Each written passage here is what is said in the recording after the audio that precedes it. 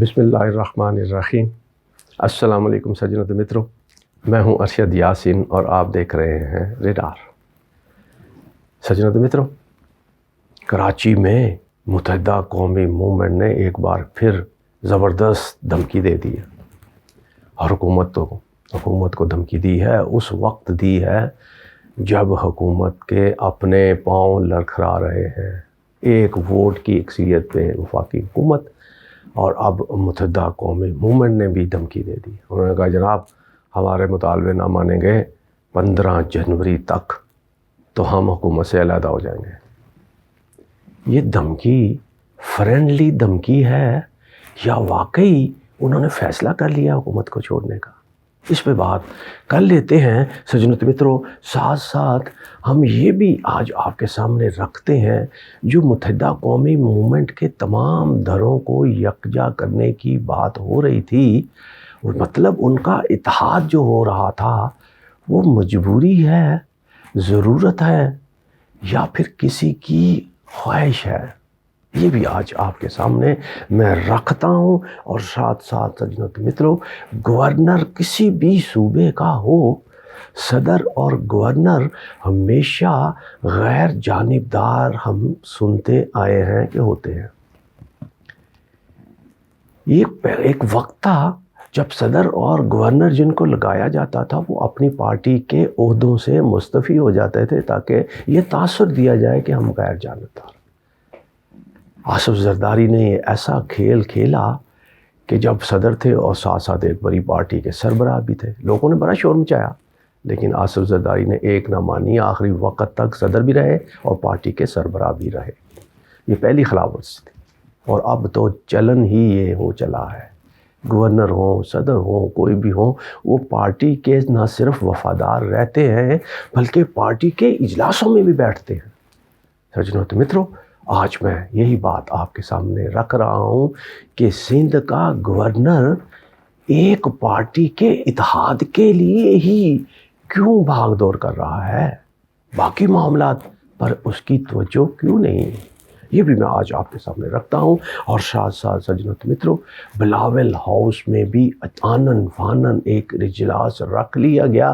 جب یہ میرا ویلاگ آپ دیکھ رہے ہوں گے ممکن ہے بلاول ہاؤس سے بھی کوئی اس حوالے سے خبر آ جائے، اور کہتے ہیں کہ ایم کیو ایم کے اس دھمکی پر وزیر اعظم شہباز شریف نے اپنے نمائندے کو بھی کراچی بھیج دیا ہے کہ وہ بھی سندھ حکومت اور ایم کیو ایم کے ساتھ بیٹھ کر کے معاملات کو سلجھائے، ایم کیو ایم کو ٹھنڈا کیا جائے۔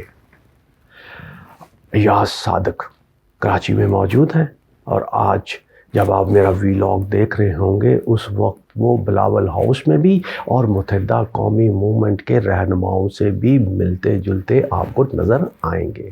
وہ کامیاب ہوتے ہیں یا نہیں ہوتے یہ الگ سے مسئلہ ہے۔ سجنوں متروں، متحدہ قومی موومنٹ کہتے ہیں، ان کے بارے میں مشہور ہے کہ وہ کبھی بھی کسی حکومت کے ساتھ لمبے عرصے میں کبھی بھی نہیں رہی۔ حکومت بنتے ہی جب بھی کبھی کسی حکومت پر برا وقت آیا، سب سے پہلے ایم کیو ایم کے مطالبات شروع ہوتے ہیں، پھر ان کو منایا جاتا ہے، وعدے وعید پورے ہوتے ہیں، پھر وہ ٹھنڈے ہو جاتے ہیں، مان بھی لیتے ہیں۔ اب پھر سجنوں متروں، انہوں نے دھمکی دی ہے، بعض لوگ اس دھمکی کو فرینڈلی دھمکی کا نام دے رہے ہیں کہ یہ فرینڈلی دھمکی ہے۔ اصل میں وہ یہ بھرپور دھمکی والا معاملہ نہیں ہے، سخت دھمکی نہیں ہے، فرینڈلی کیسے؟ بعض باخبر حلقے یہ کہتے ہیں کہ ان کا جو مطالبہ ہے وہ درپردہ وہ مطالبہ پیپلز پارٹی کا بھی ہے، وہ پی ڈی ایم کی باقی جماعتوں کا بھی وہ مطالبہ ہے، جو مطالبہ ایم کیو ایم نے رکھا ہے۔ سجنوں متروں، وہ کیا ہے؟ ایم کیو ایم نے کہا ہے کہ 15 جنوری کو جو کراچی اور حیدرآباد میں بلدیاتی الیکشن ہو رہے ہیں اس سے پہلے نئی حلقہ بندیاں کی جائیں ورنہ ہم جا رہے ہیں۔ آپ سمجھ تو گئے ہوں گے، نئی حلقہ بندیوں سے مطلب ہے کہ الیکشن ملتوی کریں اور جناب نئے حلقے بنے، اس کے بعد جا کر کے الیکشن ہو، یعنی الیکشنوں سے فرار۔ یہی بات سندھ حکومت نے باقاعدہ ایک درخواست دے رکھی ہے الیکشن کمیشن کو کہ جناب ان علاقوں کے اندر دونوں اضلاع میں بلدیاتی الیکشن پوسٹ پون کر دیے جائیں۔ وفاقی حکومت اسلام آباد جیسے چھوٹے سے شہر میں بلدیاتی الیکشن کرانے سے خوف زدہ ہے، بھاگ رہی ہے، تو ملک کے الیکشن میں کو کیسے جائے گی؟ یہ ساری پی ڈی ایم کی 14 جماعتوں کا یہ مطالبہ ہی نہیں، یہ خواہش بھی ہے کہ ملک میں کوئی بھی انتخاب ہو نہ سکے، لیکن اس میں فرنٹ مین کا کردار متحدہ قومی موومنٹ بنی۔ متحدہ کے کہتے ہیں نا جی وہ کہ موڈے تے بندوق رکھ کے چلانے والی گل ہے، یہ خواہش سب کی ہے، لیکن متحدہ قومی موومنٹ۔ اب اس پہ شعبدہ بازی یہ کہ شہباز شریف میں فوراً ایاز صادق کو بھیجا گیا، ایم کیو ایم کو مناؤ بھائی، ایم کیو ایم کو مناؤ، وہ منانے گئے ہوئے ہیں۔ بلاول بھٹو نے بھی جناب فٹافٹ، آصف زرداری نے بلاول ہاؤس میں اجلاس بلا لیا ہے کہ جناب بیٹھے فٹافٹ سارے اکٹھے ہوں، بیٹھے اس کے معاملے کو حل نکالیں۔ حل کیا نکالیں؟ سب کی خواہش تو ایک ہی ہے، ایم کیو ایم نے جو کہہ دیا ہے وہ تو سب کی خواہش ہے، پھر منانا کیا، ناراضگی کیا؟ یہ سارے معاملات بڑے حل طلب اور سوچ طلب ہیں سجنوں تو متروں، کہ آخر یہ ہو کیا رہا ہے اور اس فرینڈلی احتجاج کہاں تک آگے جائے گا اور کیا اس کے نتائج نکلیں گے؟ سجنوں تو متروں، اب سندھ کے اندر جو حالات ہیں وہ آپ کے بخوبی آپ لوگ جانتے ہیں، سمجھتے ہیں۔ سیلاب کے معاملات، وہاں پر لوگوں کے ساتھ ہونے والی ناانصافیاں اور سارے معاملات اپنی جگہ پہ ہیں، لیکن سندھ کے اندر خصوصی طور پہ کراچی اور حیدرآباد کے جو معاملات ہیں وہاں پر اقتدار کی جنگ ہے۔ یہی وجہ ہے کہ متحدہ کے چاروں جو دھرے ہیں، آفاق احمد کے دھرے کو نکال کر کے باقی 4 دھروں کو اکٹھا کرنے کا معاملہ جو ہے گورنر نے اٹھایا ہے، اور کہتے ہیں کہ جن لوگوں کے اشارے پہ یہ معاملات ہوئے ہیں وہاں پر فیصلے بھی ہو گئے ہیں۔ یہ میں نے اپنے پچھلے ویلاگ میں آپ کو بتایا تھا کہ ڈاکٹر خالد مقبول صدیقی ہی سربراہ ہوں گے، لیکن 5 ڈپٹی کنوینر بھی بنائے جائیں گے، یعنی ہر دھرے سے ایک رہنما ڈپٹی کنوینر ہوگا۔ اب یہ اتحاد ہونے کے باوجود سوال یہ اٹھتا ہے سجنوں تو متروں کہ ان کا سب کا اتحاد ہونے کے باوجود یہ الیکشن سے بھاگ کیوں رہے ہیں؟ متحدہ قومی موومنٹ کیوں نہیں چاہتی کہ الیکشن ہو؟